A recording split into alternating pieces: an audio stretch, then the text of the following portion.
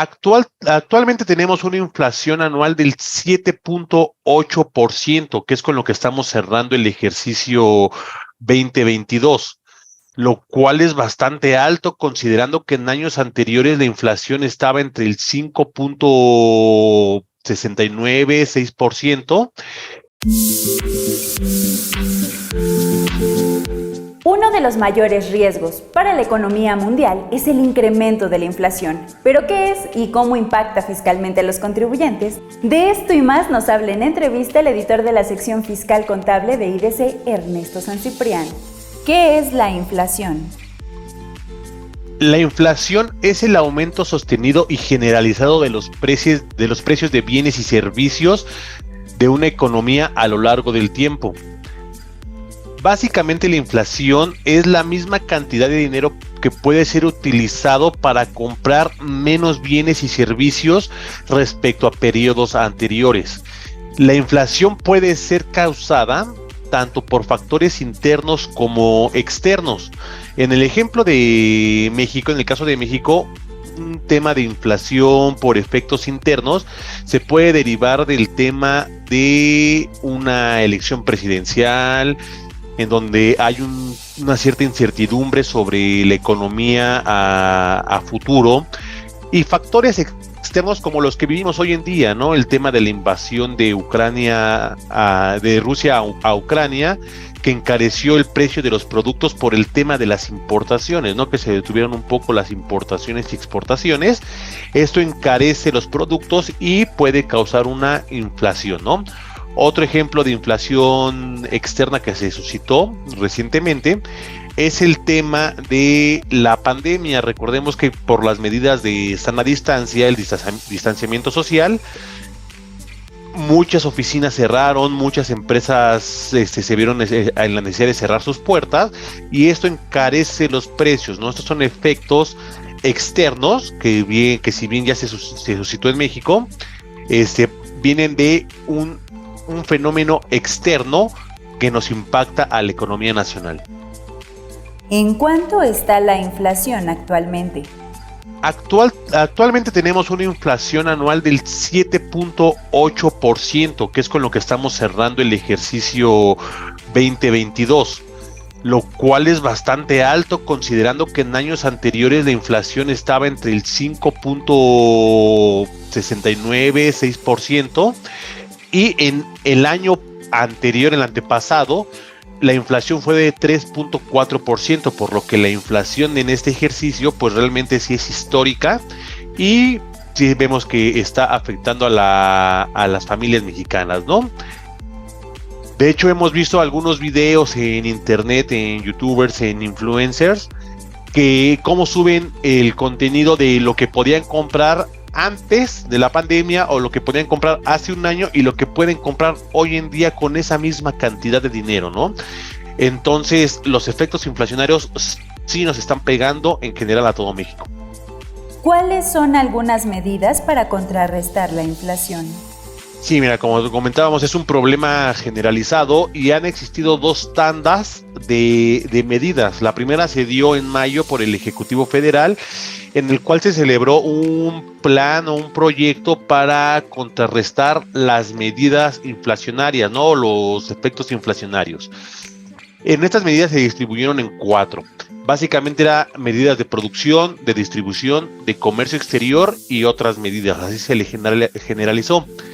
Entre las más importantes era la estabilización del precio de la gasolina y el diésel, que se iba a mantener supuestamente sin un aumento real, aumento de la producción de granos, entrega de fertilizantes. Un punto importante que yo resalto bastante es el hecho de la exención de carta aporte. Esto se manejó como una medida para evitar los efectos inflacionarios. El tema es que no como tal se existió una exención, sino que se permitió que los contribuyentes cumplieran con la carta aporte sin los requisitos fiscales para ello. Es decir, la obligación sigue en pie.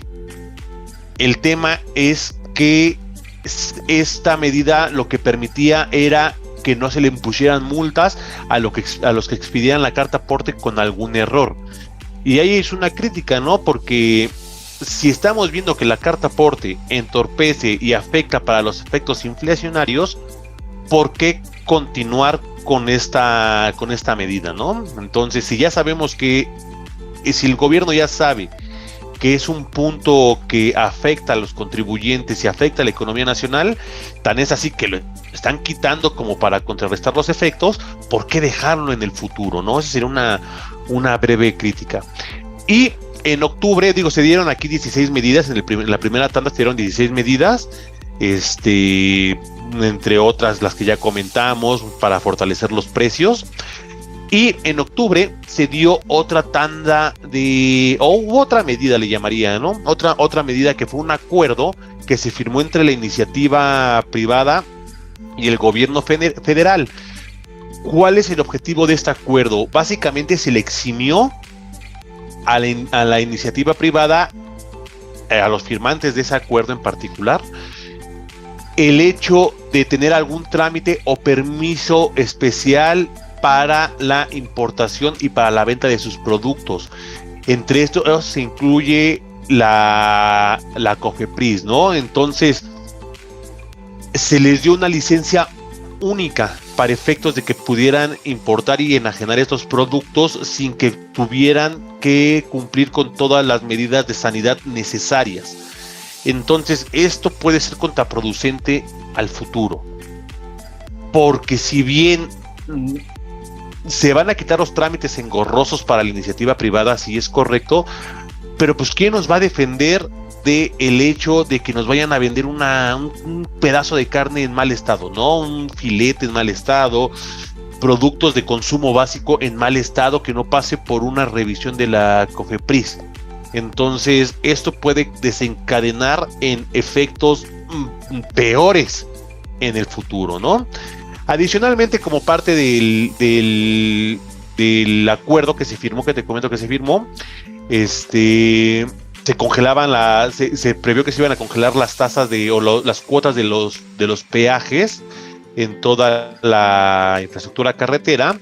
También la iniciativa privada los firmantes hicieron un acuerdo y se conoció que la balanza, que 24 productos de la canasta básica rondaban ahí por el valor de 1,127 pesos. Entonces se acordó que existiera una disminución del 8% en estos productos hasta el 28 de febrero del 2023 para que estos mismos 24 productos quedaran por ahí de alrededor de 1,040 pesos, ¿no? Con una reducción del 8%.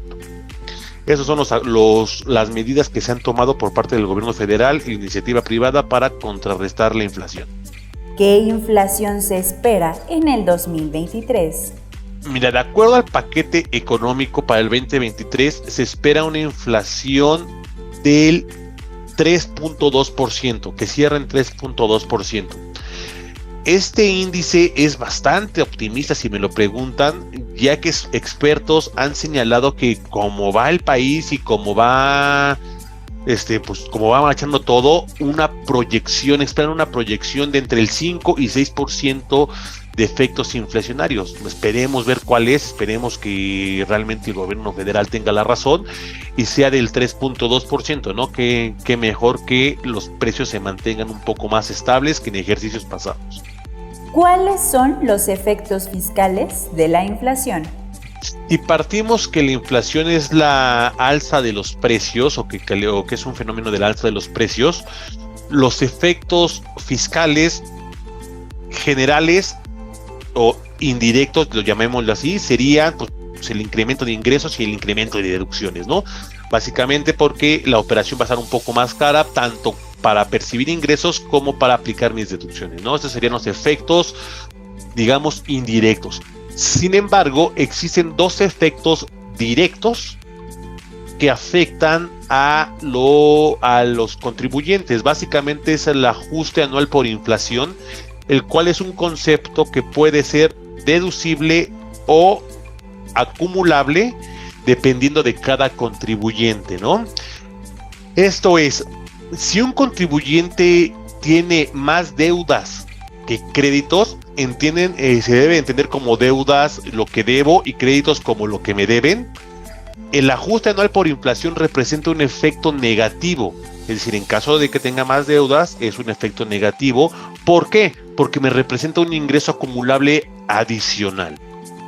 Por ejemplo, si un contribuyente debe 10,000 pesos en diciembre del año pasado, del 2021, y se los pagan hasta noviembre de este año del 2022, se los acaban de pagar hace un par de meses, un mes, se lo pagaron estos 10,000 pesos, realmente lo que va a recibir lo que va a pagar este contribuyente van a seguir siendo los 10,000 pesos. Es decir, yo debo 10,000 pesos, voy a seguir debiendo los 10,000 y voy a pagar los 10,000. ¿Qué pasa? Con los efectos inflacionarios, esos 10,000 ya no valen los 10,000. Aunque en el papel digan 10,000, ya no me alcanza para comprar los mismos productos que compraba el año pasado. Entonces, eso se traduce en una pérdida para el contribuyente que me dio el crédito y en una ganancia, entre comillas, le voy a poner una ganancia para el contribuyente que lo debía. Entonces, de esos 10,000 que yo debía, a lo mejor el valor real o lo que vale ese recurso son 9,800. Entonces, hay una diferencia de 200 pesos que técnicamente debería de acumular como un ingreso por este tema de ajuste anual por inflación. Misma situación pasa al revés. En caso de que a mí me deban, pues cuando me paguen esos 10,000 pesos ya no van a valer lo mismo ese recurso. Ya van a valer como habíamos dicho en el ejemplo, van a valer 9,800 y esos 200 pesos realmente representan una pérdida para mí, lo que me puede generar una deducción autorizada. Básicamente así funciona el ajuste anual por inflación y estos son los efectos que se van a dar. Otro caso u otro efecto directo es el tema del ajuste a las tarifas de pagos provisionales y declaración anual de las personas físicas, porque el artículo 152 de la ley del ISR en su último párrafo dispone que cuando la inflación acumulada rebase el 10% desde la última vez que se actualizó la tarifa, se tendrán que volver a actualizar para el siguiente ejercicio. Este índice se rebasó, el 10% de la inflación se rebasó por ahí en marzo del 2022 se rebasó, lo que quiere decir que para el 2023 tendremos que actualizar las tarifas de pagos provisionales previstas en el artículo 96 del ISR y la declaración anual del artículo 152 de la misma ley, ¿no? Sin embargo, esta actualización de tarifas no representa un incremento en los impuestos.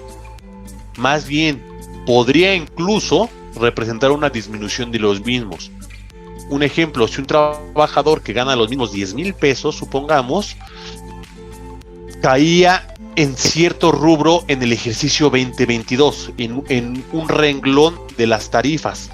Sin embargo, al actualizarse las tarifas, estas suben sus precios o suben sus valores y en el ejercicio 2023 puede que esos 10,000 pesos, si el trabajador no percibe una actualización de su salario, puede que esos 10,000 pesos caigan en un rubro anterior, en un rubro menos gravoso para el contribuyente, lo que puede representar un cierto beneficio para el pago de impuestos. Básicamente esos son los efectos inflacionarios.